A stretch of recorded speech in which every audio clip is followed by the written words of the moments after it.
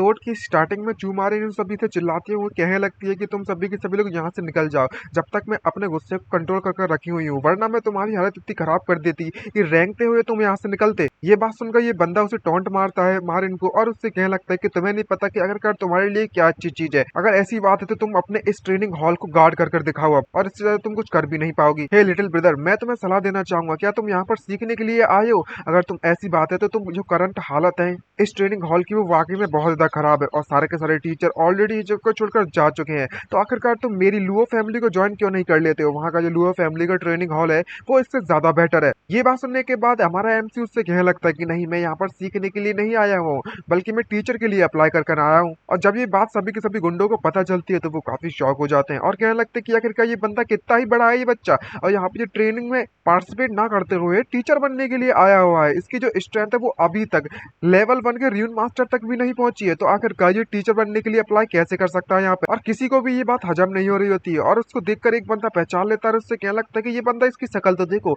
इसे देखकर तो मुझे लगता है कि इस बंदे का नाम निंगयू है, जो कि सेकंड एकेडमी से है, और ये एक ऐसा बंदा है जो कि फ्लोटिंग पगोड़ा के टॉप पर पहुंच चुका था। इसको देखकर तो वही लगता है, सभी के सभी लोग उसे पहचान लेते हैं और कहने लगता है कि अब यहाँ पर अगर ये टीचर बनने के लिए आया हुआ है, क्या इसका टैलेंट काफी है हमारे सभी का टीचर बनने के लिए? दूसरा बंदा कहने लगता है कि शायद, मेरा ओपिनियन से मुझे ऐसा लगता है ये अपने आप को कुछ ज्यादा ही हाई समझने में लगा हुआ है। ये बात सुनकर इस बंदे को काफी खुशी मिलती है और मन मन सोचते हुए कहने लगता है कि लो भाई, यहाँ पर अब कुछ भी और कोई भी लोग आने में लगे हुए हैं, और इन्हें वाकई में ऐसा लगता है कि ये यहाँ पर टीचर बनने के लिए अप्लाई कर सकते हैं, उनके पास थोड़ा बहुत टैलेंट है इसलिए बस। तो निंगी सभी हमारी उस मारिन से कहने लगता है, क्या तुम्हें यहाँ पर टीचर की जरूरत नहीं है? मैं यहाँ पर बिल्कुल सही समय पर आया हुआ हूँ तुम्हारे लिए। लेकिन मारिन इस बात को बिल्कुल भी हजम नहीं कर पाती और काफी शॉक होती है और उससे कहने लगते है कि तुम यहाँ पर मेरे साथ मजाक करना बंद कर। तो निंगयू भी उसे शांत कराते हैं, उससे कहने लगता है कि मैं यहाँ पर मजाक नहीं कर रहा हूँ, मैं तुमसे सच में कहने में लगा हुआ हूँ। तुम मुझे अपने असेसमेंट के बारे में बता सकती हो, उसके अनुसार मैं तुम्हारी रिक्वायरमेंट को पूरा कर टीचर के रोल को अपनाऊंगा। लेकिन मारिन उसकी बात सुनने के लिए तैयार नहीं होती और चिल्लाते उससे कहने लगते है कोई भी जरूरत नहीं है, तुम यहाँ पर टीचर के तौर पर काम नहीं कर सकते। और दूसरे मन में सोचते हुए कहने लगते है जो बंदा है वो एक सेकंड एकेडमी का स्टूडेंट है, आखिरकार इसके पास क्या ही क्वालिफिकेशन होगी टीचर बनने की? क्या ऐसा पॉसिबल हो सकता है कि यहाँ पर वो अपना और मेरा मजाक बनाने के लिए आया हुआ है या फिर किसी के द्वारा भेजा गया है? लेकिन निंगयू हार नहीं मानता और उससे कहने लगता है कि कैसा रहेगा कि तुम मुझे एक मौका तो दो ट्राई करने का। ऐसे ही मौसम के चलते हुए मारिन उसे चैलेंज देती है और उससे कहने लगती है कि अगर तुमने इस बंदे को हरा दिया तो मैं तुम्हें यहाँ पर टीचर बनने की परमिशन दे दूंगी। निंगयू कहता है कि ये तो काफी ज्यादा आसान है मेरे लिए, कोई भी बड़ी बात नहीं है। लेकिन ये बंदे को ये बात पसंद नहीं आती और बिल्कुल भी हजम नहीं होती और काफी गुस्सा हो जाती है, और गुस्से में उससे कहने लगता है कि तुमने आखिरकार मुझे समझ क्या रखा है? तुम्हें वाकई में ऐसा लगता है कि तुम मेरा मुकाबला कर पाओगे? चलो मैं तुम्हें सबक सिखाता हूँ आज। और जैसे ही फाइट स्टार्ट होने वाली होती है तभी निंगयू उसके पेट में एक जोरदार पंच मार देता है, जिससे कि उसकी हालत खराब हो जाती है और यहीं पर बेहोश होकर वह गिर जाता है। और बेहोश करने के बाद उससे कहता है, लो मैंने तुम्हारा काम कर दिया है, मुझे लगता है कि इतना काफी रहना चाहिए मेरे टीचर बनने के लिए। मारिन इसको देखकर काफी ज्यादा शॉक हो जाती है और उसे कुछ भी समझ नहीं आ रहा होता कि यहाँ पर क्या चल रहा है सब। और सभी के सभी लोग जब उसे देखते हैं तो काफी शॉक हो जाते हैं और उससे कहने लगते हैं कि ये टीचर जो लियू मिंग है उसे इतनी आसानी से निंगयू के द्वारा हरा दिया जा चुका है। ये तो बंदा लेवल 1 का र्यून मास्टर प्रैक्टिशनर है, ऐसा कैसे पॉसिबल हो सकता है? मुझे तो ऐसा लग रहा है कि इसे ऑफ गार्ड पकड़ लिया गया होगा। यहाँ पर ऐसा मैं मान ही नहीं सकता कि ये बंदा हमारे टीचर से पावरफुल कैसे हो सकता है। मारिन जब इसकी पावर ये देखती है तो एकदम तुरंत मान जाती है और उससे कहने लगती है कि तुम्हें मंथली 10,000 प्लस कमीशन सैलरी देने के लिए तैयार हूँ, और फ्लेक्सिबल हावर्स में तुम्हें काम करना पड़ेगा। और मन ही मन में काफी खुश होते हुए कहने में लगी हुई थी कि मेरी किस्मत वाकई में बहुत ज्यादा चमक चुकी है, मुझे तो सोना मिल चुका है, खरा सोना। हमारा एमसी निंगयू बिना किसी परेशानी के उसके ट्रेनिंग के सेंटर पर काम करने के लिए मान जाता है और उससे क्या लगता है कि जो 4 अकेडमीज के एग्जामिनेशन है वो जल्दी खत्म होने वाले हैं, अब मैं यहाँ पर काम करने के लिए रेगुलरली आ सकता हूँ, तो कोई परेशानी वाली बात नहीं होने वाली मेरे लिए। तभी सीन शिफ्ट होता है शैन फैमिली के लग्जरी विला पर। यहाँ पर एक बंदा आकर उसके ओनर को बताते हैं, उससे कह लगता है कि आपको चिंता करने की जरूरत नहीं है, मैंने सारी की सारी जो अरेंजमेंट्स है वो ऑलरेडी कर रखी है फॉर इंस्टीट्यूट असेसमेंट के लिए, और ये वही प्रिंसिपल है जो कि हमारे एमसी का दुश्मन है। और उससे कहने लगता है ना ही सिर्फ हमारे जो यंग मास्टर शैन है उन्हें उनकी पावर हासिल करने में कामयाब रहेंगे, बल्कि में जो लिटिल बीस्ट निंगयू है वो भी उस असेसमेंट के दौरान पक्का मारा जाएगा बिना किसी डाउट के। और इस बंदे का नाम शैन वेइडोंग है, जो कि शैन जियांग का पप्पा है, पप्पा। और उससे कहने लगता है कि अगर ऐसी बात है तो मैं ये मैटर में तुम्हारे ऊपर छोड़ देता हूँ और मैं देखता हूँ कि आगे तुम क्या ही करते हो। तभी सीन शिफ्ट होता है 3 दिन बाद र्यून टाउन में। वहां पर सभी के सभी लोग पहुंच जाते हैं। यहाँ पर एक बाउंड्री बनी हुई है और कहने लगता है कि जो लोकल हमारी जो लोकेशन होने वाली है असेसमेंट की वो एक्चुअली में ये र्यून टाउन है, और ये हमारे सबसे ज्यादा ओल्ड सिटी का प्रिजन है, जो कि डिफरेंट डिफरेंट रेसेस को यहाँ पर होल्ड कर रखा गया है असेसमेंट के लिए। सभी के सभी लोग इस असेसमेंट लोकेशन ग्राउंड को देखते हैं तो काफी शॉक हो जाते हैं। उनमें से बंदे कहने लगते हैं ये तो वाकई में बहुत ज्यादा खतरनाक होने वाला है, ये जो असेसमेंट होने वाला है वो डायरेक्टली फ्यूचर के ह्यूमन रेस एग्जामिनेशन से डिपेंड करता है। चाहे कुछ भी हो जाए, हमें जितना ज्यादा हो सके उतना ज्यादा फ्लेक्सिबल तरीके से उसे पास करना पड़ेगा। और सभी के सभी लोग चिल्लाना चालू कर देते हैं और कहने लगते हैं कि हम अपनी अपनी टीम बनाने वाले हैं, क्या हमें ज्वाइन करने वाला है कोई। दूसरी तरफ निंगयू भी उसे देखकर काफी खुश होता है और उससे कहने लगता है कि फाइनली फाइनली यहाँ पर दूसरे रेसेस से मुकाबला करने का एक मौका मिलने वाला है। मैं काफी ज्यादा एक्साइटेड हो रखा हूँ। और सभी के सभी लोग एक हॉल में इकट्ठे हो जाते हैं। उनमें से एक लड़की बोलती है और उससे कहने लगती है कि डीन मैंग, ये जो सिचुएशन आपने असेसमेंट इस बार रखा हुआ है वो काफी ज्यादा डेंजरस नहीं होने वाला है। और ये कोई और नहीं बल्कि मैं थर्ड इंस्टीट्यूट की डीन फेंग यू होती है। उसके बाद फोर्थ इंस्टीट्यूट का डीन जुआन उससे कहने लगता है कि अगर सभी के सभी जो स्टूडेंट है वो अदर रेसेस का मुकाबला इस तरीके से जल्द से जल्द करना पड़ा उन्हें टाउन में, वो भी रियून टाउन में, और उनकी जो स्ट्रेंथ है वो उन सभी के सभी मॉन्स्टर से बहुत ज्यादा कम निकली, तो उनकी जो जिंदगी है वो काफी ज्यादा खतरे में पड़ सकती है। हम अब क्या करें इसके बारे में। तो प्रिंसिपल उन सभी को शांत करता है, उससे कहने लगता है कि तुम्हें चिंता करने की जरूरत नहीं है। अब जबकि हमारी जो सेकंड इंस्टीट्यूशन का टर्न है होल्ड करने का इस फोर इंस्टीट्यूट असेसमेंट को, तो मैं डेफिनेटली आपको ये वादा करता हूँ कि सभी की सभी स्टूडेंट की जो सेफ्टी है उसका ख्याल मैं पूरी तरीके से रखूंगा। जहाँ पर उन सभी सभी स्टूडेंट के सामने अनाउंस करते हुए प्रिंसिपल कहने लगता है कि जो स्टूडेंट ने जॉइंट एग्जामिनेशन है उसे रियून टाउन में अनाउंस किया जा रहा है, होल्ड किया जा रहा है। और जो लोग सभी के सभी लोग सेफ जोन पर पहुंच जाएंगे टाउन सेंटर में, वो भी 8 आवर के अंदर अंदर उन्हें इस असेसमेंट को पास करने के लिए परमिशन मिल जाएगी। और जो लोग पास कर जाएंगे वो एलिजिबल कर हो जाएंगे पार्टिसिपेट करने के लिए ह्यूमन रेस एग्जामिनेशन होने वाला है जो 1 मंथ बाद उसके लिए। और यहीं से मैं अभी डिक्लेयर करता हूँ कि जो हमारा असेसमेंट है वो स्टार्ट होता है और ह्यूमन टाउन के दरवाजे वहां पर खुल जाते हैं ताकि स्टूडेंट उसके अंदर जा सके। और सभी के सभी लोग काफी एक्साइटमेंट से भर के अंदर घुसते हैं, जबरदस्ती भागना चालू कर देते हैं और कहने लगते हैं कि चाहे कुछ भी हो जाए मुझे कुछ भी करके पार्टिसिपेट करना होगा ह्यूमन रेस एग्जामिनेशन में। मैं तो यहाँ से निकल रहा हूँ, चाहे कुछ भी हो जाए सक्सेसफुली, मेरे पास कोई और ऑप्शन भी नहीं बचता है। दूसरी तरफ हमारा निंगयू भी उसे पास करने के लिए निकल पड़ता है अपनी फुल रफ्तार में और उधर उधर हवा में उड़ते हुए देखता है और कहने लगता है जो रियून टाउन है वो वाकई में बहुत ज्यादा बड़ा है और इसको देखकर ऐसा लगता है कि उसे ऑलरेडी इंसानों के द्वारा खाली कर दिया जा चुका है। तो यहाँ कुछ ना कुछ तो ऐसे अनडिस्कवर्ड इम्प्रिंट जरूर होगी जिनके बारे में किसी को भी नहीं पता हुआ है। और अभी मेरी स्ट्रेंथ को देखकर मुझे लगता है कि मुझे सिर्फ और सिर्फ सेफ जोन तक पहुंचने में 1 घंटे से ज्यादा समय नहीं लगने वाला है सेंटर पर। और मैं इस मौके का और इस समय का फायदा उठाकर पूरे के पूरे रियल सिटी को एक्सप्लोर करने के बारे में जरूर सोचूंगा। और जब वो उसे एक्सप्लोर करने में लगा हुआ होता है तभी चिकन जैसे दिखने वाला एक मॉन्स्टर उसके सामने आ जाता है, जिसको देखकर निंगयू पूरी तरीके से कंफ्यूज और शॉक होता है और कहने लगता है कि आखिरकार ये क्या बवासीर है। दूसरी तरफ सभी के सभी लोग टीचर मॉनिटर करने में लगे हुए होते हैं उस जगह को, जिसको देखकर सभी टीचर शॉक होते हैं और उससे कहने लगते हैं कि आखिरकार ये अनलक्की बंदा कौन है, किसकी इतनी ज्यादा किस्मत खराब हो चुकी है, वो एक्चुअली में अदर रेसेस से इतनी जल्दी एनकाउंटर करने का मौका मिल गया उसको। इस बंदे को देखता है कि ये ऐसा पहला बंदा है जो कि यहाँ पर एलिमिनेट होने वाला है। क्विकली जल्दी से हमारी जो स्क्रीन है इस बंदे पर स्विच करो, हम देखना चाहते हैं कि आखिरकार कौन यहाँ पर फंसा हुआ है। और इसको देखने के बाद सभी लोग सरप्राइज होते हैं और कहने लगते हैं कि ये तो निंगयू है, ये एक्चुअली में वाकई में कांजी ट्राइब के बंदे से यानी कि उस बीच से इसका मुकाबला होने वाला है। जो कांजी ट्राइब है वो स्किल्ड होते हैं अपनी सोनिक बास्केटबॉल को यूज करने में, और उनकी जो फिजिकल स्ट्रेंथ है उनकी अटैक की वो काफी ज्यादा होती है। यहाँ तक कि लेवल 1 के जो रियून मास्टर हैं वो भी उसका मुकाबला नहीं कर सकते। भले ही जो निंगयू है वो बाकी में मानती हूँ काफी ज्यादा टैलेंटेड है, लेकिन जो इसकी जो स्ट्रेंथ है वो इस टाउन के मुकाबले में कुछ भी नहीं होने वाली। अब ये मॉन्स्टर इस निंगयू को पक्का यहाँ पर मार देंगे। तभी वो मास्टर निंगयू पर अटैक करते उससे कहने लगता है कि तुम इंसान कहीं के, तेरी हिम्मत कैसे हुई मेरे इलाके में घुसने की, तुम्हें चाहे कुछ भी हो जाए मरना होगा मेरे हाथों से। और अपने मुंह से सोनिक बूम रिलीज कर देता है उस पर मारने के लिए, जिसको देख कर निंगयू काफी एक्साइटमेंट से भरता है और उससे कहने लगता है कि ये तो काफी इंटरेस्टिंग स्टोरी होने वाली है। और दोनों की फाइट वहीं पर स्टार्ट हो जाती है, एक दूसरे से भिड़ पड़ते हैं। निंगयू उसके बास्केटबॉल को छुड़ा लेता है और उससे कहने लगता है कि तुम बास्केटबॉल खेलने में तो ज्यादा बुरे भी नहीं हो। और जैसे ही उस बास्केटबॉल को छुड़ाता है तभी वो चिकन जैसे दिखने वाला मॉन्स्टर उससे एक्सप्लोर करने के लिए परमिशन दे देता है,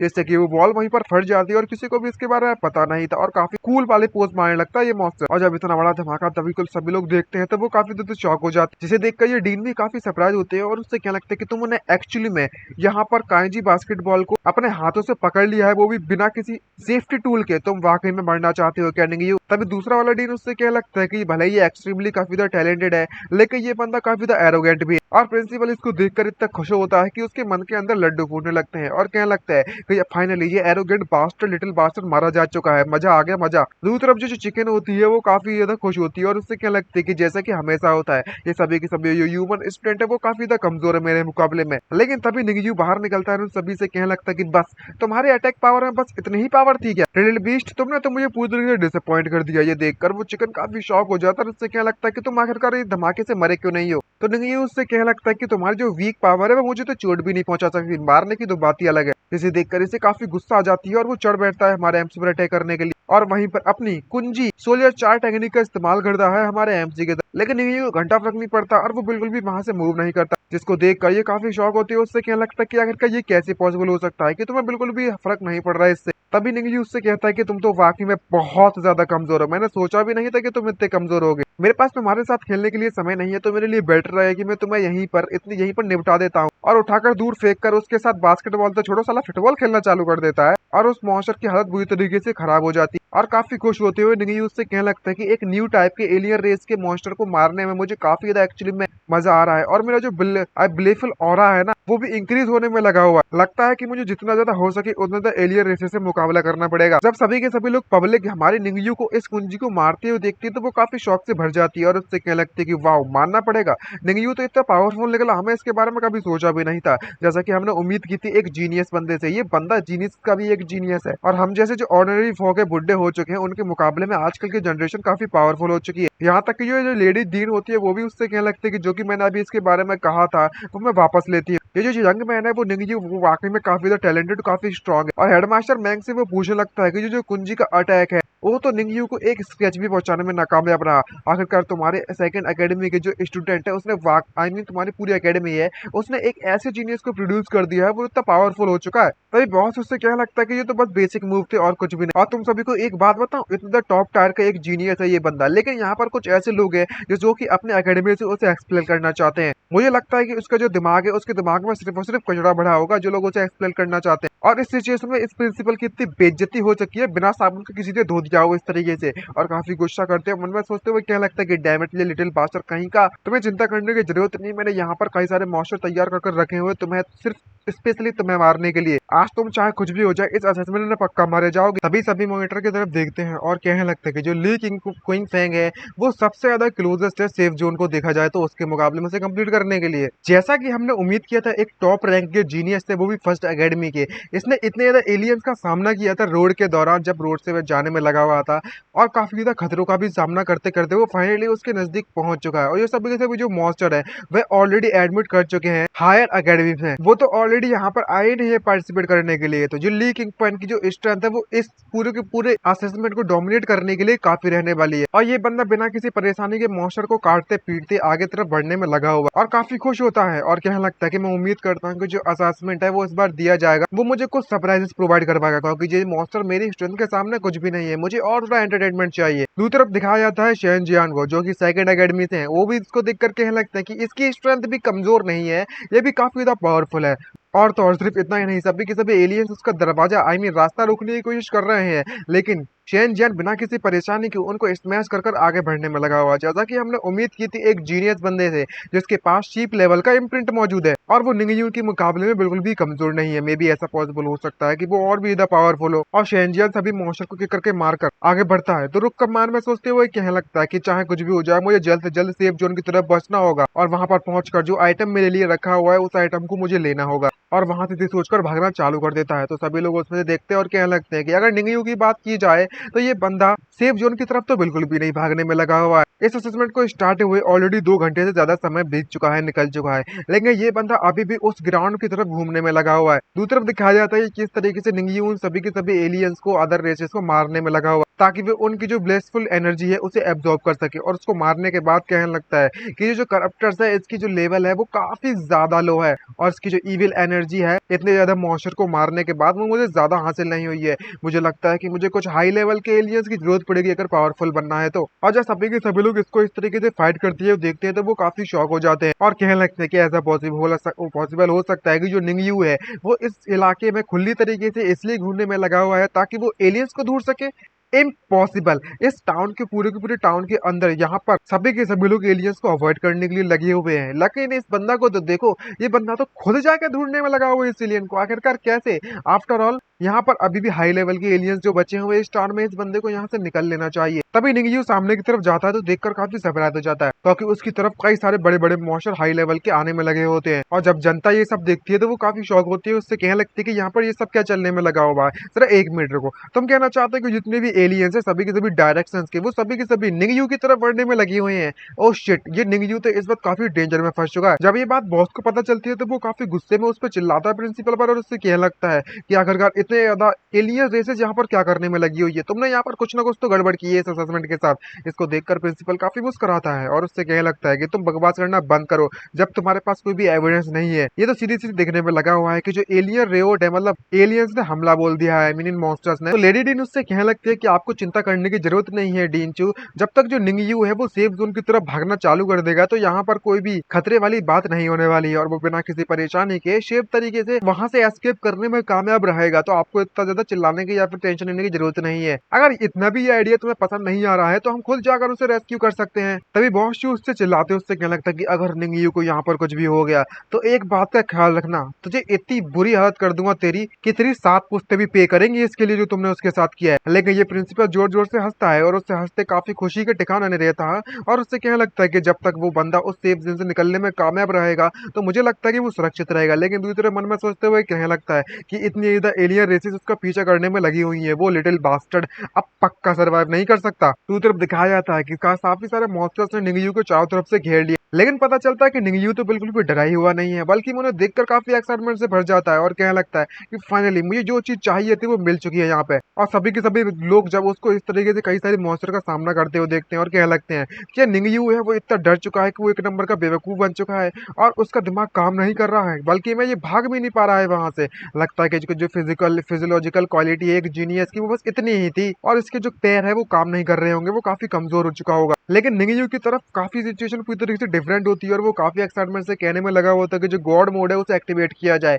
उसकी पावर लेवल वहां पर एक्टिवेट हो जाती है और फाइनली कूद पड़ता है उन सभी के सभी मॉन्स्टर से फाइट करने के लिए। और डीन चू उसे देखकर काफी शॉक हो जाते हैं और कहने लगते हैं कि ये बंदा पूरी तरीके से क्रेजी हो चुका है क्या, अबे हमें जल्द से जल्द इस टाउन के अंदर जाना होगा और लोगों को बचाना होगा। लेकिन निंगयू को कोई भी घंटा फर्क नहीं पड़ता, वो अपनी फुल पावर का इस्तेमाल करते हुए उन डीमंस पर एक पंच मारता है और वो डीमंस उसमें से उड़ते हुए दूसरी तरफ चला जाता है, जिससे कि आसपास के सभी डीमंस को और भी ज्यादा गुस्सा आ जाती है मॉन्स्टर्स को, और वो कहने लगते हैं कि डैम ह्यूमंस कहीं के, तेरी हिम्मत कैसे हुई हमारे साथियों पर अटैक करने की, चलो साथियों और इसे मार दो। लेकिन निंगयू उसको देखकर और भी खुश होते हैं और उससे कहने लगता है कि जितने ज्यादा मॉन्स्टर मेरे पास खुद अटैक करने के लिए आएंगे उतना ज्यादा बेटर रहेगा मेरे लिए, क्योंकि अगर मैं उन्हें ढूंढने के लिए गया तो मेरे लिए काफी ज्यादा समय बर्बाद होगा और कुछ भी नहीं। जैसे ही एक मॉन्स्टर उस पर अटैक करता है तो निंगयू उसके हाथों को पकड़कर उसे गोल गोल राह में कितने कितने पानी की याद दिलाता है और उसको हथियार की तरह इस्तेमाल कर आसपास के सभी मॉन्स्टर को मारना चालू कर देता है। और ऐसा करते हुए उसकी जो खुशी होती है उसके चेहरे पर उसे देखकर सभी सरप्राइज हो जाते हैं और शॉक होती है, उससे कहने लगते हैं कि आखिरकार ये किस तरीके का मॉन्स्टर है, डैम इट, ऐसा मैं अपनी पूरी जिंदगी में पहली बार देखते हुए आ रहा हूँ कि कोई बंदा फॉरन रेस के साथ इस तरीके से खेलने में लगा हुआ है, उन सभी की एलियन रेसेस की बैंड बजा कर रखी हुई है। एब्सोल्युटली भाई रूथलेस है ये बंदा, तो मानना पड़ेगा। जिसे देखकर लेडी डीन भी काफी खुश हो जाती है और उससे कहने लगती है कि मानना तो पड़ेगा, जो थर्ड एकेडमी का बंदा है वो एक नंबर का जीनियस है, मैं अपनी डॉटर के साथ इसकी शादी करवाना चाहूंगी इस जैसे जीनियस के साथ।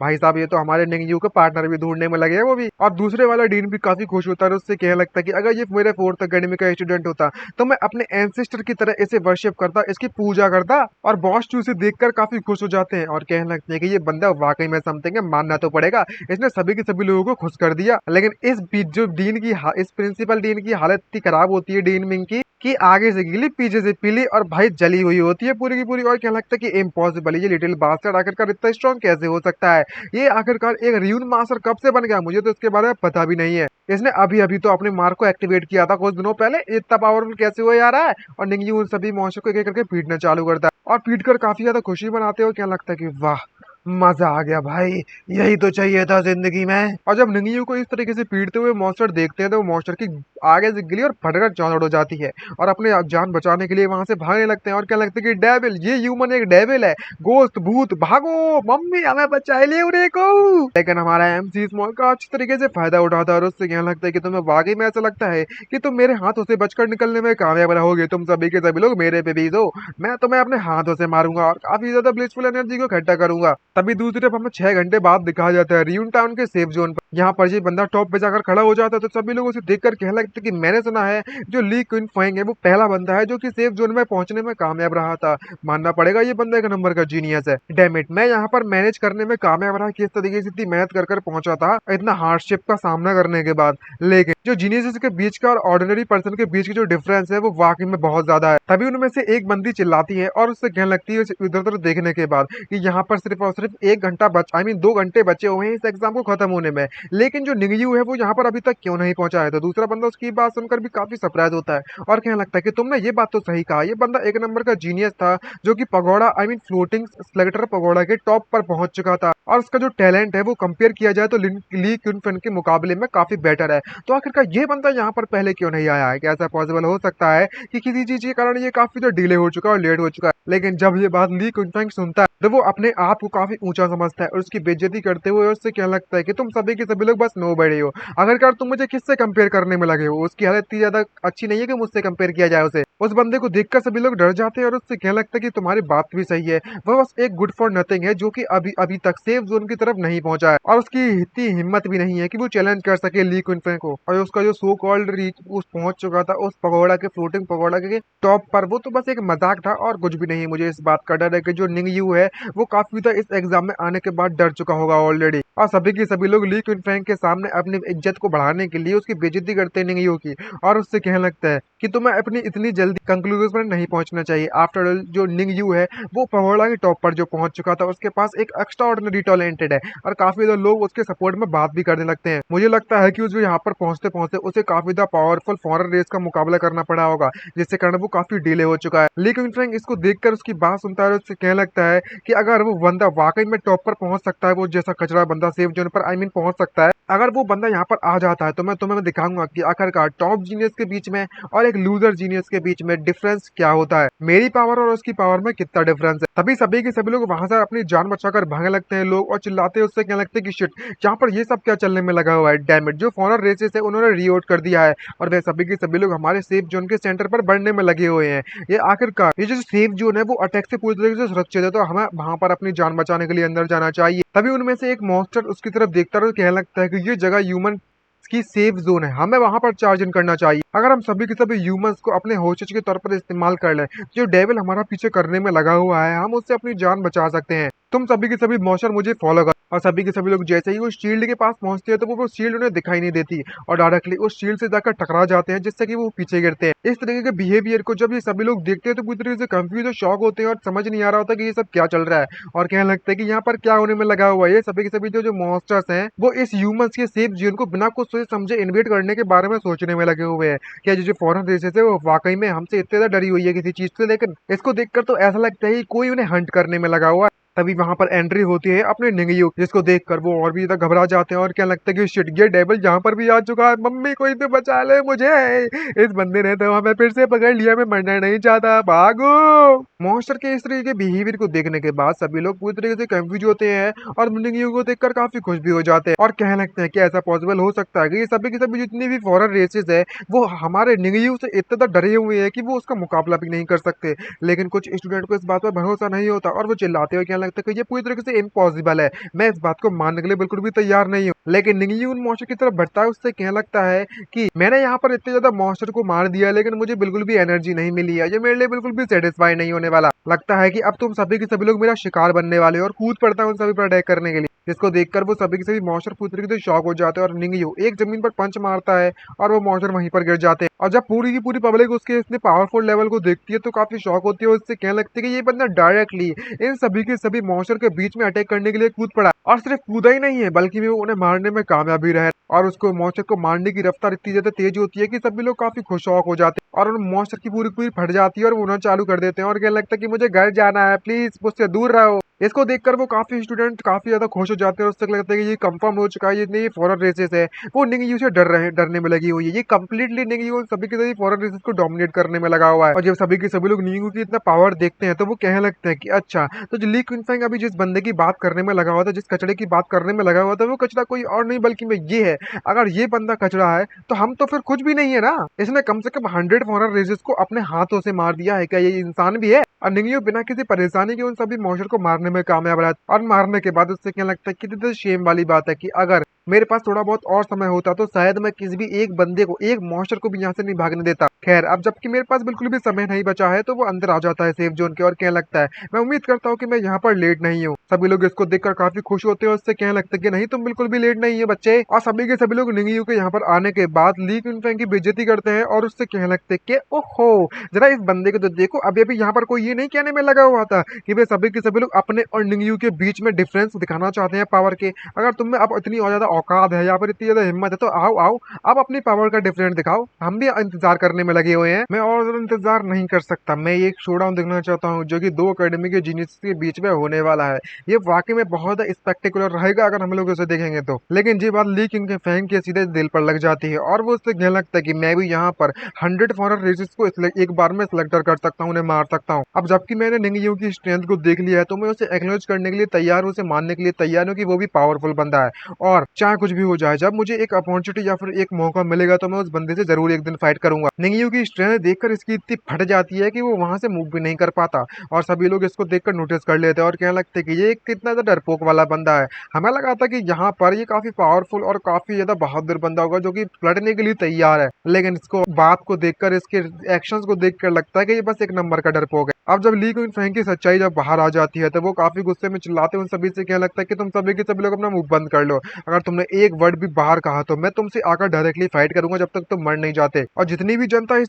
सारे के सारे सीन को देखने में लगी होती है वो सभी देखकर उससे कहने लगता है कि मुझे लगा था कि यहाँ पर जो ड्रैगन एंड टाइगर की जो फाइट है वो होने वाली होगी, लेकिन मैंने कभी सोचा भी नहीं कहता कि जो ली क्विनफेंग है वो इतना ज्यादा कमजोर होगा। मैं समझ सकता हूँ कि आखिरकार जो निंगयू है वो कुछ ज्यादा ही सेवेज है, कुछ ज्यादा ही बीसली बंदा है। आखिरकार जो असेसमेंट है वो ऑलरेडी खत्म हो चुका है, तो जो निंगयू का नेम है वो श्योरली पूरे के पूरे हमारे जो ओल्ड सिविलियन सिटी है वो पूरे की पूरी सिटी में उसका नाम बहुत ज्यादा मशहूर होने वाला है। और ये लेडी डीन काफी खुश होती है और काफी अपने दिल को शांत करती है और क्या लगता है कि जो असेसमेंट है वो फाइनली यहाँ पर एंड हो चुका है। थैंक गुडनेस यहाँ पर कोई भी मेजर इंसिडेंट नहीं हुआ जिससे किसी भी स्टूडेंट की जान खतरे में पड़ी हो। और कहने दूसरा डीन उसको देखकर कहने लगता है कि जो 60% स्टूडेंट है वो ऑलरेडी पास कर चुके हैं, जो कि हमारे लिए इतना बुरा भी नहीं है। तभी डीन चू उससे कहने लगता है कि डीन मैंग अब तुम यहाँ पर इस असेसमेंट के एंडिंग का अनाउंसमेंट कर सकते हो। लेकिन डीन चू अभी भी मानने के लिए तैयार नहीं है और अनाउंस करने के लिए तैयार नहीं है और कहने लगता है कि नहीं ये अभी तक खत्म नहीं हुआ है। लेकिन अब उसके पास कोई भी ऑप्शन नहीं बचता है तो वो डायरेक्टली अनाउंस करता है कि स्टूडेंट्स जो असेसमेंट है वो ऑलरेडी ओवर हो चुका है।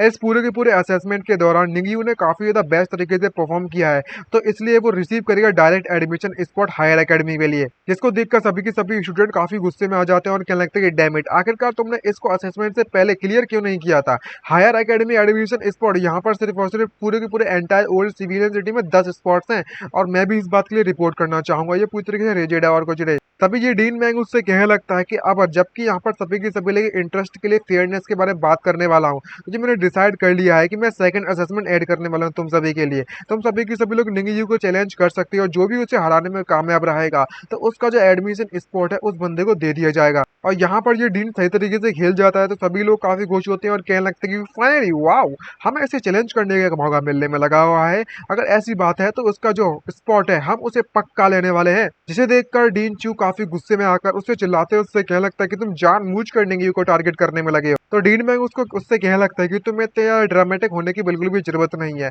ये बस एक छोटा सा टेस्ट है, मुझे अपने निंगयू की स्ट्रेंथ पर पूरा भरोसा है। डीन चू चिल्लाता है, उससे कहने लगता है कि मैंग चैंग जी मुझे पता है कि तुम क्या सोचने में लगे हो, तुम वाकई में बहुत ज्यादा डिसगस्टिंग बंदे हो, तुम इन्हें अपने एक्शंस को दिखाने में लगे हो ताकि निंगयू को टारगेट बना सको सभी के सभी लोगों का। कोई फर्क नहीं पड़ने वाला कि आखिरकार वो कितना ज्यादा स्ट्रॉन्ग है, लेकिन वो लगातार इतने ज्यादा स्टूडेंट से फाइट नहीं कर सकता। मैंग चैंग काफी ज्यादा मन में खुश होता है और कहने लगता है कि अब मैंने एडमिशन स्पॉट को बैट की तरह इस्तेमाल किया है ताकि मैं इस लिटिल बास्टर को टारगेट करवा सकूं सभी के सामने। और तो और सिर्फ इतना ही नहीं बल्कि मुझे शेन जियान के लिए जो आइटम को ऑपरेट करने के लिए इतना समय निकालना था अब वो समय भी मैं यहाँ पर निकाल सकता हूँ। मैं एक नंबर का जीनियस हूँ, वाह मानना पड़ेगा मनना है। वहीं पर सारे के सारे स्टूडेंट निंगयू को चारों तरफ से घेर कर उससे कहने लगता है कि हायर एकेडमी का जो एडमिशन स्पॉट है वो मेरे लिए पूरी की पूरी जिंदगी के लिए काफी, अगर मैं इससे फाइट भी करता हूँ तो, और मैं अपनी जिंदगी दाव पर लगाने के लिए तैयार हूँ। लेकिन जो निंगयू है वो काफी तो स्ट्रॉन्ग है, हमें सावधान रहना पड़ेगा। तभी बंदा कहता है कि यहाँ पर डरने जैसा कुछ भी नहीं है, अगर क्या हुआ अगर हम लोग जीत जाते हैं तो। तभी शेनजियान को दिखाया जाता है जो कि पीछे से वो नाटक देखने में लगा हुआ है और कहने में लगा हुआ है जो टाइम है वो ऑलरेडी काफी ज्यादा कमजोर है मेरे पास, अब समय आ चुका है कि मेरा जो काम है मैं उसे फिनिश कर लूं। तभी उसके हाथों में एक नेल होती है, वो उसको निकालता है और उसे उस जगह पर तुरंत प्लेस कर देता है, जो कि रेड कलर की एनर्जी रिलीज करती है और वहां पर जो एक फॉर्मेशन बनी होती है वो एक्टिवेट हो जाती है उसके सेंटर पर, और वो एक इविल एनर्जी को रिलीज करने में लगा हुआ है। जब निंगयू उन सभी को इस तरह के बिहेवियर करते हुए देखता है तो काफी एक्साइटमेंट से भरता है, उससे कहने लगता है कि अगर ऐसी बात है तो ठीक है, मैं तुमसे फाइट करने के लिए तैयार हूँ, लेकिन मैं तुमसे ये जानना चाहता हूँ कि तुम में से सबसे पहले कौन फाइट करने के लिए आएगा। तभी वहां पर बारी आ जाती है ली कुन की, जो कि उससे फाइट करने के लिए आ जाता है। सभी की सभी जो ऑडियंस इसे देखकर काफी एक्साइटमेंट से भर जाती है, उससे कहने लगती है कि जो ली कुन है वो डायरेक्टली उसे चैलेंज करने वाला है और एनरोलमेंट स्लॉट को हासिल करना चाहता है। ये पजेस करता है शीप रैंक के विंड ब्रीथ क्लिफ को, यानी कि उस मार्ग को। तो मुझे लगता है कि निंगयू के लिए हराना इतना ज्यादा आसान नहीं होने वाला। ये बात तो सही है, क्योंकि जो विंड ब्रीथ मार्क्ड है वो काफी ज्यादा ग्रेटली इंक्रीज कर देता है ली कुन की स्पीड को उसकी बैटल के दौरान। चलो देखते हैं कि आखिरकार जो निंगयू है वो किस तरीके से इसका स्पीड का मुकाबला करेगा। तभी लेडी डीन इसको देखकर काफी शौक होती है, उससे कहने लगती है कि डीनचू, आखिरकार तुम्हें क्या लगता है कि इन दोनों में से कौन जीतने वाला है। जहाँ पर डीनचू अपने एलाइज कर उसे बताता है कि सरफेस पर देखा जाए तो जो निंगयू है वो काफी ज्यादा स्ट्रॉन्गर है, लेकिन इसने ऑलरेडी अपनी काफी ज्यादा एनर्जी कंज्यूम कर ली है उन फॉरेनर एलियन रेसेस को मारने के लिए। अब जो ली क्विन है उसकी पूरी की पूरी एनर्जी जब बची हुई है तो जो आउटकम है वो कुछ अनसर्टेन हो सकते हैं पूरी तरीके से। तभी दूसरा दिन उससे कहने लगता है कि जो फायर्स बैटल हुई थी दो ड्रैगन्स के बीच में और टाइगर की ड्रैगन और टाइगर के बीच में, चलो इंतजार करते हैं और देखते हैं कि आखिरकार इन दोनों के जीनियस में से कौन सा जीनियस जीतता है। बस बात इतनी सी है कि आखिरकार यहाँ पर कुछ लोगों के जो एक्शंस है वो वाकई में मुझे पूरी तरीके से ट्रूली डिस्गस्ट करते हैं, और वो काफी ज्यादा गंदे लोग हैं। सीधे तरफ से वो मैंग को चैलेंज करना चाहता था, उसे चलाना चाहता है, उसे बताना चाहता है। खैर वो सब छोड़, तभी फाइट दिखाई जाती है हमें ली कुन के बीच में और निंगयू के बीच में, जहां पर वो जैसे ही निंगयू पर अटैक करता है तो निंगयू से डॉज करने में कामयाब रहता है और सामने से आवाज आती है कि तुम वाकई में बहुत ज्यादा केयरलेस। क्योंकि इस मौके का फायदा उठाते हुए ली कुन तुरंत उसके ऊपर कूद जाता है उस पर अटैक करने के लिए। निंगयू जब उसे देख तो वो अपने हाथ पंच का इस्तेमाल कर उसकी स्वॉर्ड पर अटैक कर देता है, जिससे कि दोनों की एनर्जी रिपल्सिव होती है और दोनों एक दूसरे से दूर भाग जाते हैं। जब जनता उसे देखती है तो वो काफी शौक होती है, कहने लगती है कितनी ज्यादा पावरफुल स्पीड है, मानना ही पड़ेगा। अगर तुम इसकी जगह पर मैं होता तो मैं शायद कभी भी ली कुन की स्वॉर्ड टेक्निक को डॉज करने में कामयाब भी नहीं रहता, जैसा कि हमने निंगयू से उम्मीद की थी। वो एक्चुअली में इसने ब्लॉक कर लिया ली कुन के इस लॉन्ग स्वॉर्ड को, वो भी अपने बेयर हैंड से, हाथों से सिर्फ और सिर्फ। ये काफी ज्यादा ओवर पीरिंग है, मानना पड़ेगा इसकी स्ट्रेंथ को। जहाँ पर ली कुन उससे कहने लगता है कि तुम्हारी जो स्ट्रेंथ है वो ट्रूली रिमार्केबल है, काफी याद रखने वाली चीजें, मानना पड़ेगा। लेकिन चाहे कुछ भी हो जाए मैं तुम्हें ये जीतने नहीं दूंगा, मुझे वो एनरोलमेंट स्लॉट की काफी ज्यादा जरूरत है और मैं इसे हासिल कर ही रहूंगा। और तभी वो अपनी स्ट्रेंथ को और स्पीड को और भी ज्यादा बढ़ा देता है निंगयू पर अटैक करने के लिए। जब निंगयू उसे देखता है तो वो काफी सरप्राइज होता है और उससे कहने लगता है कि ये पहले से भी ज्यादा पावरफुल और स्पीड वाला बंदा बन चुका है। लेकिन फिर अटैक करते हुए उससे कहने लगता है कि अब तुम मेरे हाथों से पक्का मरो। तो निंगयू उससे कहने लगता है कि कोई फर्क नहीं पड़ने वाला कि आखिरकार तुम्हारी स्ट्रेंथ या फिर तुम्हारी जो रफ्तार है वो कितनी ज्यादा बढ़ पा रही है, कितनी ज्यादा तेज हो जाती है, लेकिन मैं उसे हैंडल कर सकता हूँ बिना किसी परेशानी के। निंगयू उसके हाथों को पकड़ और उससे कहने लगता है कि तुम तो मेरे काफी नजदीक आ चुके हो, लो तो मैं सबक सिखाता हूँ। तभी ली कुन की जो शील्ड है वो एक्टिवेट हो जाती है और उससे कहने लगती है कि तुम बस इतना ही कर सकते हो, जिसको देखकर हमारा एमसी पूरी तरीके से शॉक हो जाता है और सरप्राइज से भर जाता है, क्योंकि ली कुन इस मौके का फायदा उठाकर उसे पीछे की तरफ ढकेल देता है और उसे समझ नहीं आ रहा होता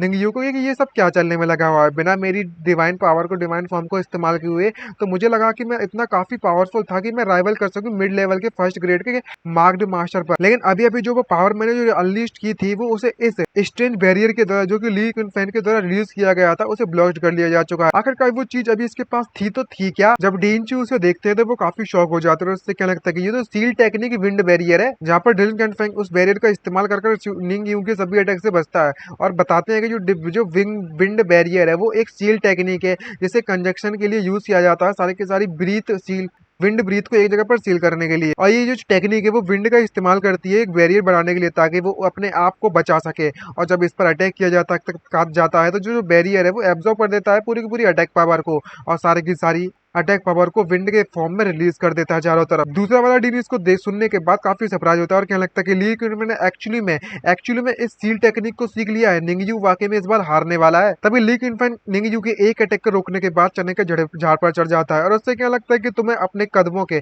तुम्हें अपने घुटनों के बार मेरे सामने झुक जाना चाहिए और मुझसे माफी मांगनी चाहिए। मैं शायद तुम्हें यहाँ पर जिंदा जाने दूं और तुम इस तरह बिल्कुल भी मेरे अपोनेंट बनने के लायक नहीं हो, तुम्हें हार मान लेनी चाहिए। इस बात को सुनकर निंगयू मुस्कुराता है और उससे कहने लगता है कि ओह ऐसी बात है क्या। तुम वाकई में मेरे घुटनों पर मुझे झुकवाना चाहते हो? अगर वाकई में तुम में इतनी ज्यादा हिम्मत है तो आओ और मुझे झुकवा कर दिखा दो। मैं तुम्हें देखकर काफी ज्यादा डिसअपॉइंट हूँ, मानना पड़ेगा। अगर तुम्हारे पास वाकई में बस इतनी ही स्ट्रेंथ है तो तुमने मुझे काफी निराश किया है इसको सुनने के बाद। लेकिन फिर काफी गुस्से में आकर उस पर अटैक करने के लिए कूद पड़ता है। उससे क्या लगता है कि चलो देखते हैं कि आखिरकार तुम अपने इतने कितने समय तक अपने ज्यादा इतने ब्लफ को बचा कर रखोगे। निंगियो भी काफी एक्साइटमेंट से भर जाता है और उससे क्या लगता है कि अच्छी बात है कि तुम मुझ पर अटैक करने के लिए आ रहे हो डायरेक्टली। और तभी अपनी पावरफुल अटैक से उस ली को इन्वर्टेड अटैक कर देता है। अब जब दोनों के दोनों फाइट करना चालू करते हैं तो हमारा एमसी उसकी रफ्तार को मैच करने में कामयाब रहता है। और उससे क्या लगता है कि और तेज तुम इससे ज्यादा स्लो कैसे हो सकते हो? तुम तो वाकई में बहुत ज्यादा कमजोर निकले और इतने ज्यादा स्लो निकले हो। तुम तो मेरा कुछ भी पकड़ भी नहीं पाओगे तुम तो मुझे इस तरीके से। जब जनता उसे देखती है तो काफी शौक हो जाए और इससे कहने लगते हैं कि सभी के सभी लोग दोनों के दोनों पूरी तरीके से इमोशनली तरीके से फाइट करने में लगे हुए हैं।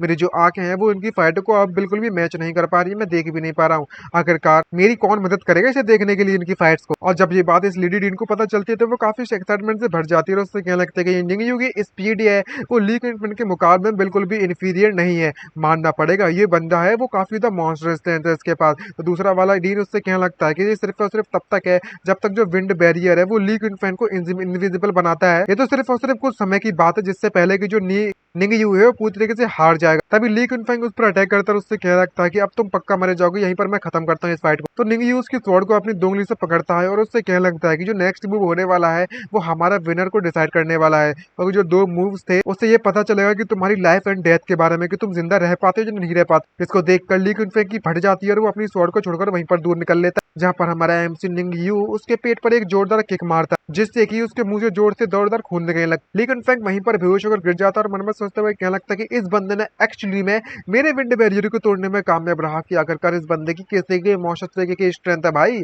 आखिरकार इसने मेरे विंड बैरियर को इतनी आसानी से कैसे तोड़ दिया भाई। उस बार पहली बार अटैक करने के बाद हमारा एमसी निंगियो दूसरी बार अटैक करता है, लेकिन अब जबकि इसके पास कोई भी ऑप्शन नहीं बचता था वो तुरंत लिंक क्विंटन उससे माफी मांग लेता। लेकिन हमारे निंगियो की पावर का इम्पैक्ट इतना ज्यादा होता है कि काफी ज्यादा रिलीज होती है पावर। और ली क्विंटन रोना चालू कर देता है। रोते रोते क्या लगता है कि प्लीज मम्मी माफ कर दो, मैं हार मानता हूँ। और पूरी की पूरी दीवार टूट जाती है, आई मीन जमीन टूट जाती है बगल से उसके, जिसको देख कर लेडी डीन काफी सरप्राइज होती है। उससे कहने लगती है कि ये जो ली क्विंटन का पूरा जो कॉन्फिडेंस है उसे इस निंगियो के द्वारा पूरी तरह से क्रश्ड कर दिया जा चुका है। लगला है जो ली क्विंटन है अब वो शायद पूरी तरह से फिनिश हो चुका है और वो फ्यूचर में आगे नहीं बढ़ पाएगा। जिसको सुनने के बाद वो काफी ज्यादा सरप्राइज होता है डीनचू, और उससे क्या लगता है कि ये तो काफी परेशानी वाली बात है। जो निंगियो है उसने पूरी तरीके से ली क्विंटन को डिसेबल कर दिया है। इसकी जो मॉन्स्टर्स ब्रदर है वो प्रोबेबली शायद इस बंदे को नहीं जाने देगा, इस मैटर को नहीं जाने देगा और वो पक्का इससे बदला लेने के लिए आने वाला है। लेकिन मैं भी फ्यूचर में ऐसा देखना चाहता हूँ कि आखिरकार उनमें से और अगर ये दोनों पावरफुल मॉन्स्टर फाइट करते हैं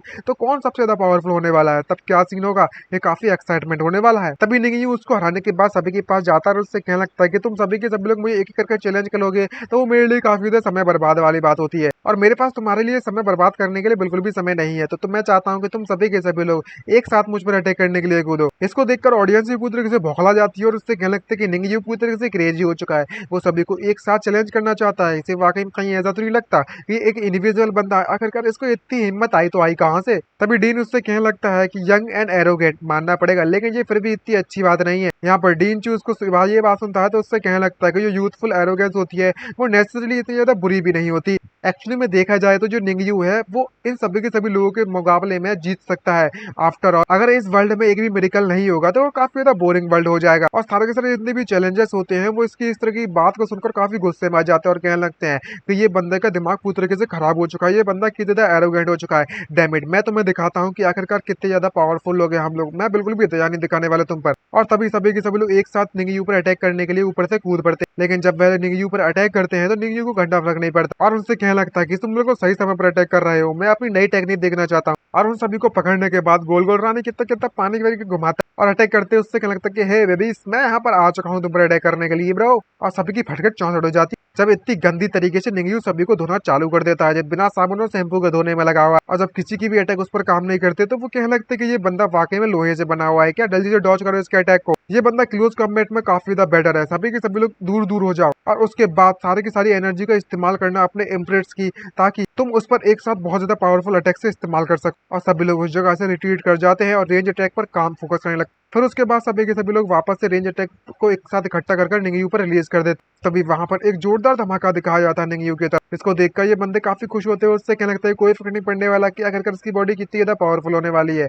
लेकिन मुझे लगता है कि हम सभी के कंबाइंड अटैक को इतने ज्यादा लोगों के द्वारा किया गया है, वो उसे नहीं झेल पाएगा। हम शायद अब प्रे कर सकते हैं कि ये बंदा बस मरे नहीं, जिंदा रहे और हार मान ले। आखिरकार इसे तो पे करना ही पड़ेगा इस प्राइस को जो शो ऑफ करने में लगा हुआ था। जो कंबाइंड है, जो कि 100 लोगों ने एक साथ मिलकर किया है, जहां तक कि जो निंगयू है वो भी इसका मुकाबला नहीं कर सकता। अकेडमी के इंस्ट्रक्टर भी नहीं कर पाएंगे इसके पावर का मुकाबला तो। लेकिन जब लोग वहां पर देखते तो वहां पर कोई भी नहीं होता और क्या लगता है कि आखिरकार ये बंदा कहां पर चला गया, निंगयू अचानक से यहाँ से गायब कैसे हो सकता है। मैं इस बात को लेकर श्योर हूँ कि हमारा जो अटैक है वो इसको हिट किया था, आखिरकार ये कहाँ गया भाई। तभी पीछे से किसी की आवाज आती है और इससे कहने लगता है कि मैं यहाँ पर हूँ भाया। और वहां पर वापस से एंट्री होती है निंगयू की, जो कि वापस से उन सभी को एक साथ धोना चालू कर देता है और उन सभी के काफी ज्यादा पेन होने लगता है और क्या लगता है कि दुख रहा है, मम्मी कोई तो बचा लो।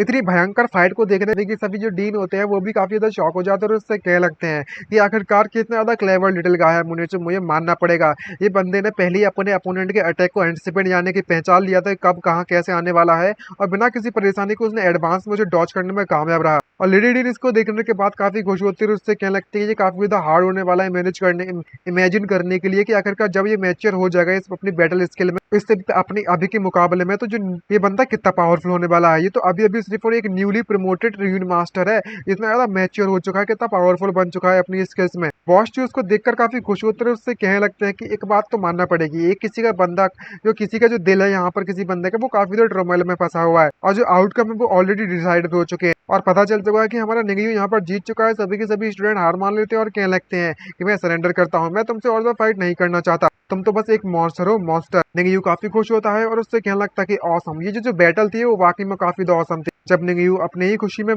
काफी मग्न था तभी पीछे से किसी की चिल्लाने की आवाज आती है और कोई कहने लगता है कि मैं हा मैंने कर दिया, फाइनली मैंने ये कर दिया। और यहाँ पर उस निंगयू के पीछे अजीब तरीके की रोशनी निकलने लगती है, कोई ये बहुत बड़ी जो नेल होती है उसके ऊपर एक बंदा खड़ा होता है जो कि चिल्लाते हुए कहने में लगा हो, और ये कोई और नहीं बल्कि मैं शेनजियान हूँ। कहने लगता है कि निंगयू अब तुम पक्का मेरे हाथों से मरोगे। और जब जनता उसको देखती है तो कहने लगती है कि ये शेनजियांग है, आखिरकार ये सब क्या करने में लगा हुआ है, इसके साथ ये सब क्या होने में लगा हुआ है। इस बंदे की जो र्यून पावर है वो इतनी ज्यादा स्ट्रॉन्ग कब से हो गई, जिसको देखने के बाद वो डीन काफी शॉक हो जाते हैं। उससे कहने लगता है ये तो शेन फैमिली की स्ट्रॉन्गेस्ट र्यून टूल है जो कि हेपोलिटिक नेल है। अरे नहीं, शेनजियान ने एब्जॉर्ब करने के बारे में सोचने में लगा हुआ है सील की पावर को इस पूरे के पूरे हेपोलिटिक नेल के इस्तेमाल कर। ये सुनने के बाद जो बॉस चू है वो काफी शॉक हो जाता है, उससे क्या लगता है कि मैंग चैन जी क्योंकि जल्दी से उस एंट्रेंस को ओपन करो, हमें उस बंदे को यहाँ पर रोकना पड़ेगा। तभी ये डीन बिल्कुल भी मैंग मानता नहीं है और उससे क्या लगता है प्रिंसिपल मैंग तुम्हें चिंता करने की जरूरत नहीं है, यहाँ पर कुछ भी नहीं होने वाला। और मनी मन में काफी खुश होता है और उससे क्या लगता है शेन जियान जो फाइनली है उसे जो पावर जो चाहिए थी वो उसने हासिल कर ली है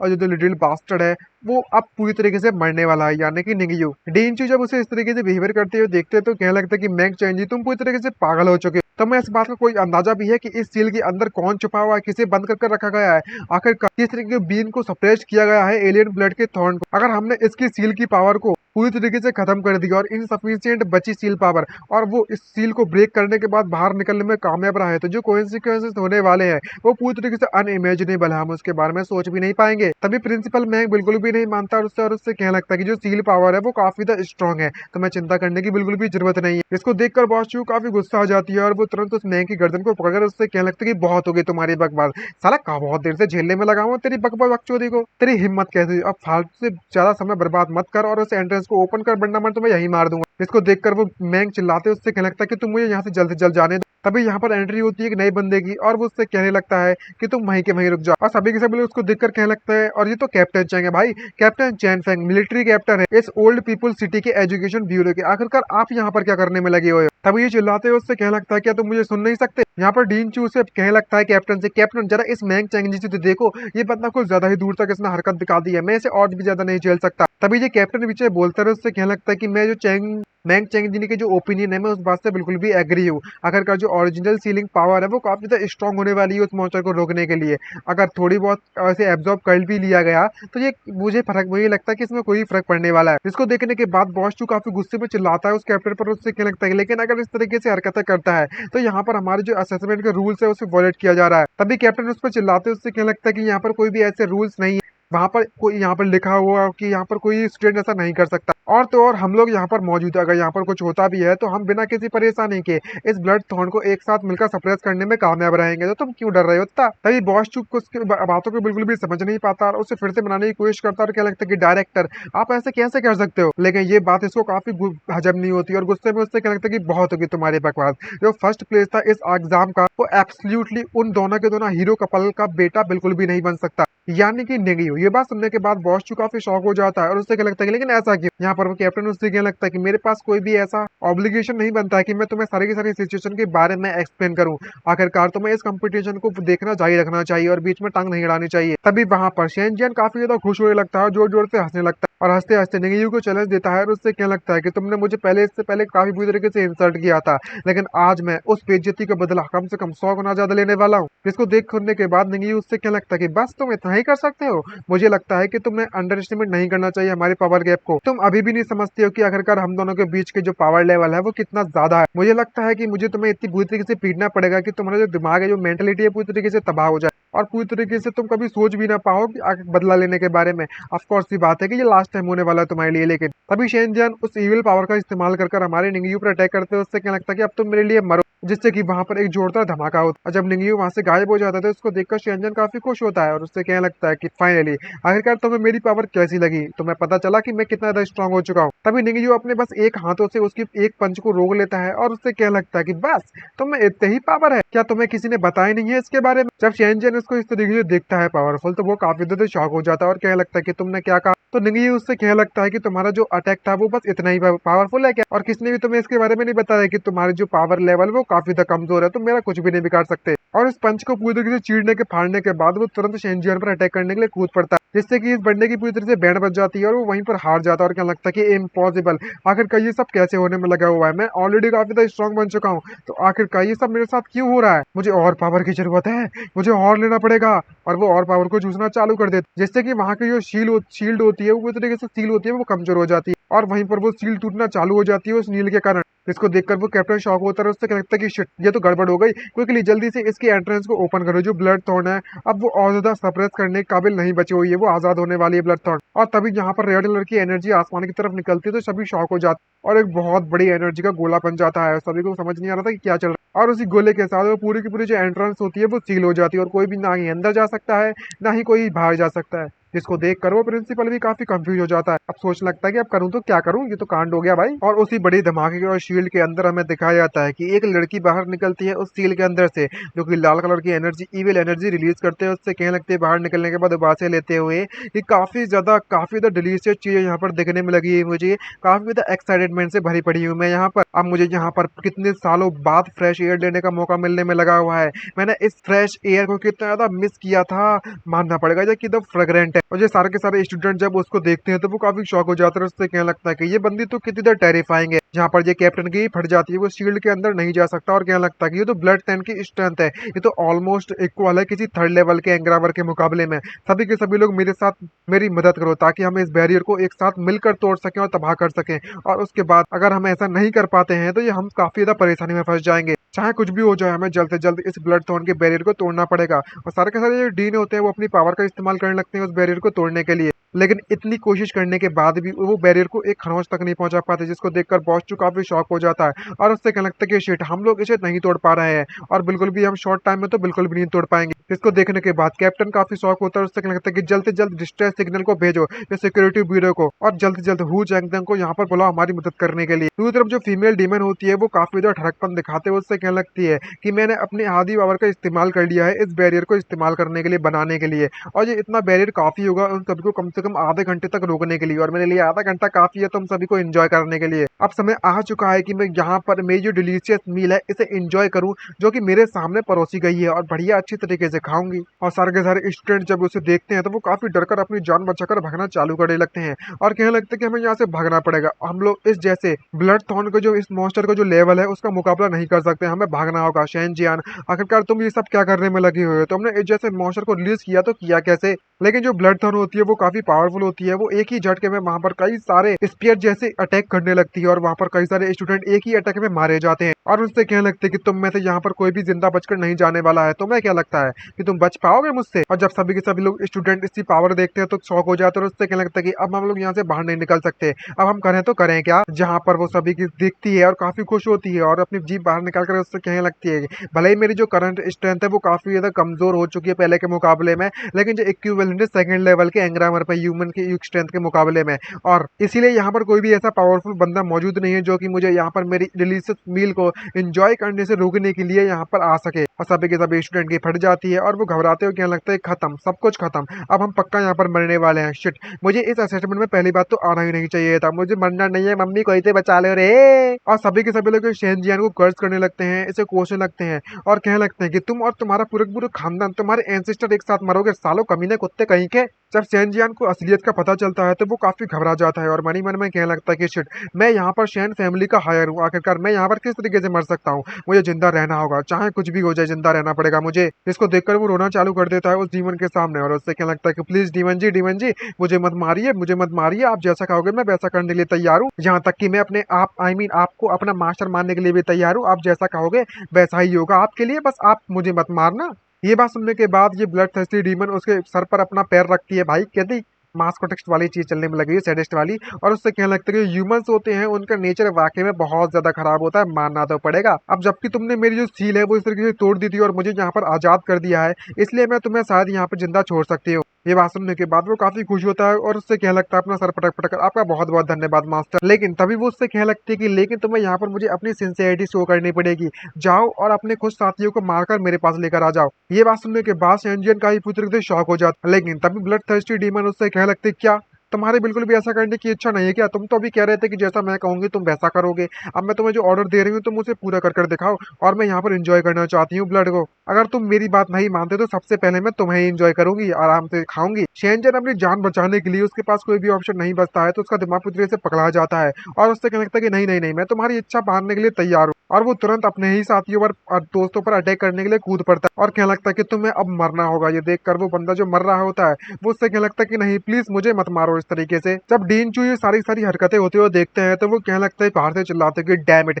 ये शैन फैमिली का इसकम कहीं के, एक्चुअली में इसने अपने ही साथियों पर अटैक करना चालू कर दिया है। मैंग चिंग जी कहीं के तुम डैम बास्टर्ड कहीं के, ये सारी की सारी तुम्हारी गलती है, ये सारा का सारा कांड तूने किया है ना। ये देखकर वो मैंग चैंग जी उससे कहने लगता है कि आखिरकार इस सिचुएशन में तुम मुझ पर इल्जाम लगा रहे हो। सभी के सभी स्टूडेंट जब उस तरीके से शेन जियान को अटैक करते हैं देखते हैं तो वो काफी शॉक हो जाते हैं और उससे कहने लगता है जो शेन जियान है वो पूरी तरीके से पगला जा चुका है, वो तो एक बीच से भी गया गुजरा निकल चुका है, ये अपने ही साथियों को मारने में लगा हुआ है, ये अनफॉर्गिवेबल, इसके क्राइम को भी माफ नहीं किया जा सकते, ये तो बीस्ट है, एक ट्रू बीस्ट। इसको देखने सुनने के बाद शेन जियान उससे कहने लगता है कि आखिरकार तुम मेरे सामने कहने का तुम्हारा हक भी कैसे हुआ, और इविल टेक्निक का इस्तेमाल करते हुए वो एक एक कर सभी को पंच से मारने की कोशिश करने लगता है। तभी वहां पर निंगयू की एंट्री होती है, वो उसके एक ही पंच में पूरे के पूरे अटैक को अनरिलीज कर देता है और उससे कहने लगता है कि तुम्हें लगता है कि तुम्हारी जो शेमलेस की हरकतें थी वो और भी क्रॉस हो चुकी हैं, मुझे लगता है कि अब तुम इससे भी ज्यादा शेमलेस नहीं हो सकते हो, अब तुम्हें मरना होगा। लेकिन बात करें तुम्हारे सोल के बारे में, एग्जैक्टली वही चीजें जो कि मुझे चाहिए थी अपनी पावर लेवल को बढ़ाने के लिए, अब वो अपने इस शेन जियान की सोल को हासिल करना चाहता था। हमारा एमसी तो तुरंत उस पर अटैक करने के लिए कूद पड़ता है, जिसको देखकर वो काफी घबरा जाता है और अपनी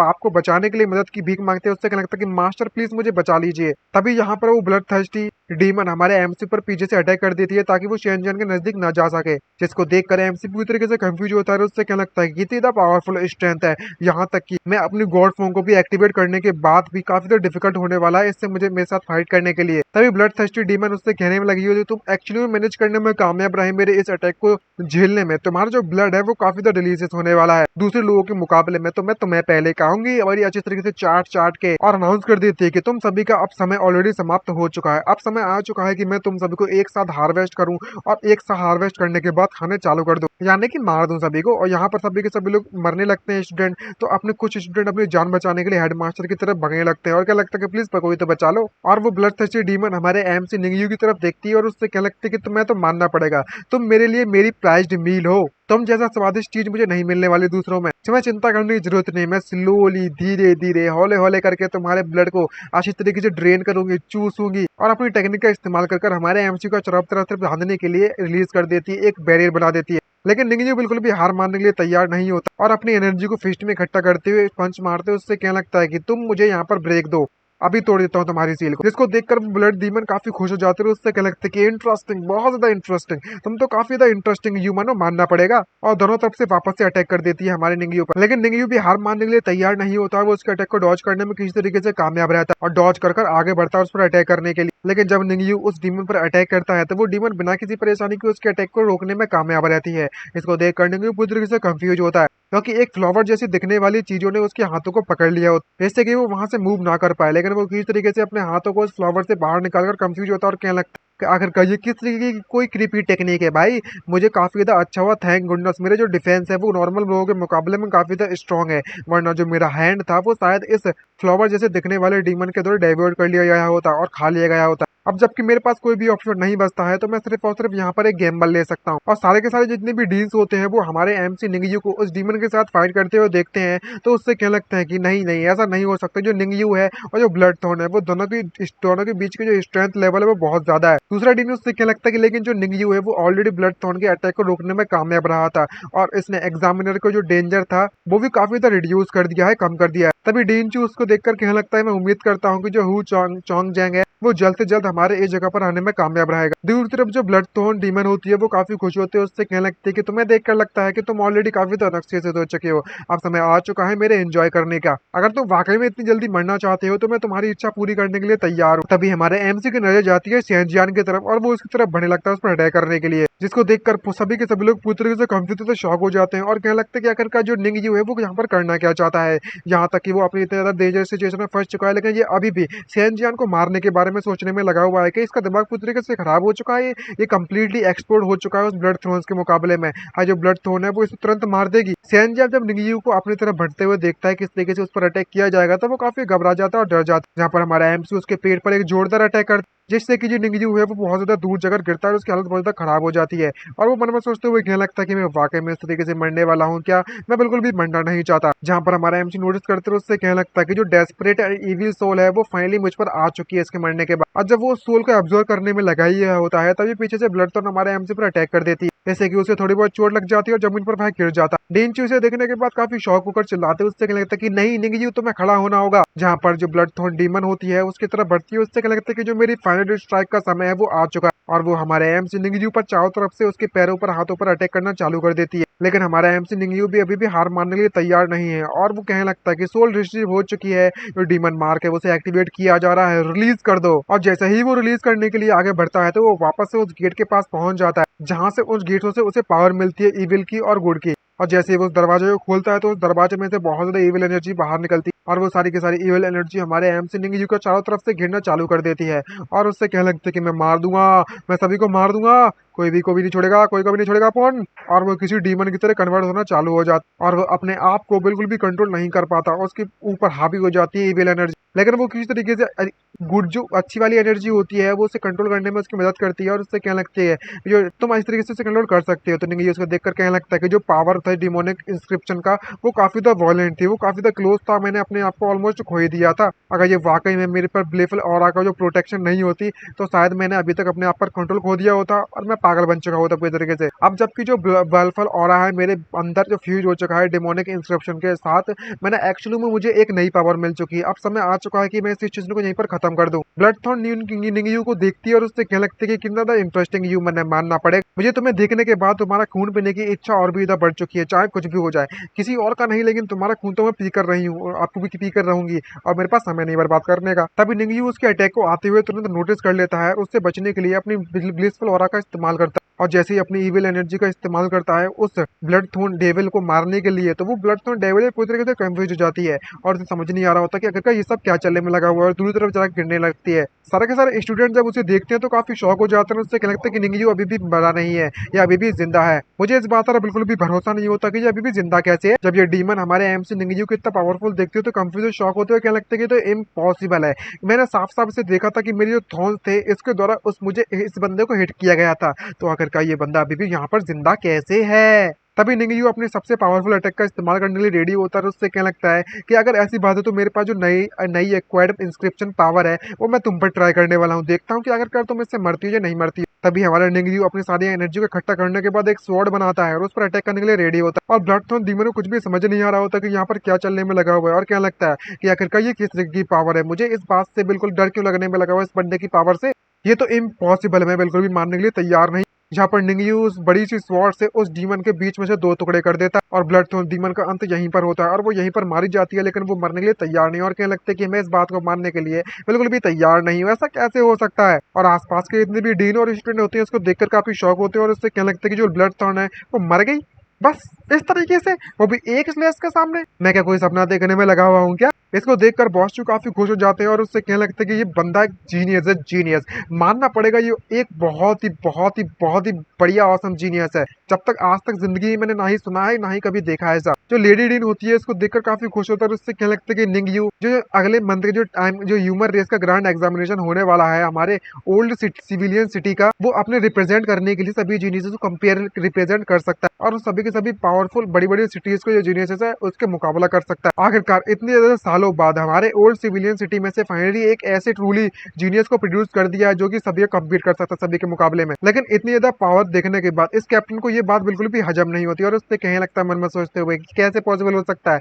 ये सब क्या होने में लगा हो कि आखिरकार उन हीरो का जो कपल का बेटा है वो इतना पावरफुल कैसे बन गया यहाँ पर। मुझे इसके बारे में अंदाजा में पता क्यों नहीं है। मैं ऐसा बिल्कुल भी नहीं होने दे सकता, मुझे इसे रोकना होगा। तभी यहाँ पर एंट्री होती है ब्यूरो वाले लोगों की और वो सभी लोग कहने लगता है हम सभी के सभी लोग हमारे रास्ते से हट जाओ, मैं यहाँ पर आ चुका। लेकिन जैसे ही वो चीफ ब्यूरो का आखिर से देखता है तो काफी शौक होता है, उससे कहने लगता है कि व्हाट, ब्लडथॉर्न ऑलरेडी मारी जा चुकी है, वो भी इस तरीके से वहां पर उसकी डेड बॉडी पड़ी होती है बीच में से फटी पड़ी। क्या तुम सभी के सभी लोगों ने ये सब कांड किया है क्या? जिसको देखकर बॉस चूजे सब कुछ सच बताते हैं उससे क्या लगता है कि नहीं, हमने उसे नहीं मारा बल्कि मैं निंगयू ने इसे मारा। इसे देखकर ये बंदा काफी खुश हो जाता है, उससे क्या लगता है कि तुम कहीं मेरे साथ मजाक तो नहीं करने में लगे हुए हो। तभी बॉस चू उससे क्या लगता है कि नहीं मैं कोई भी मजाक नहीं कर रहा। और चीफ उसको देखकर काफी खुश होते हैं, उससे क्या लगता है कि मानना पड़ेगा ये बच्चे में कुछ तो बात है। और तभी वहां पर जो बैरियर है वो धीरे धीरे करके गायब होने लगता है। तभी लेडी डी ने उसको देखकर उससे क्या लगता है कि वे सभी के सभी लोग बाहर आ चुके हैं। सारे के सारे स्टूडेंट काफी खुश होते हैं, उससे क्या लगता है कि फाइनली हम लोग जिंदा निकलने में कामयाब रहे। हमने सोचा भी नहीं था कि हमारी हालत इतनी खराब हो जाएगी। आखिरकार यहाँ पर कमीने सेंजियन बास्टर्ड कहीं के सारी की सारी गलती उसकी है।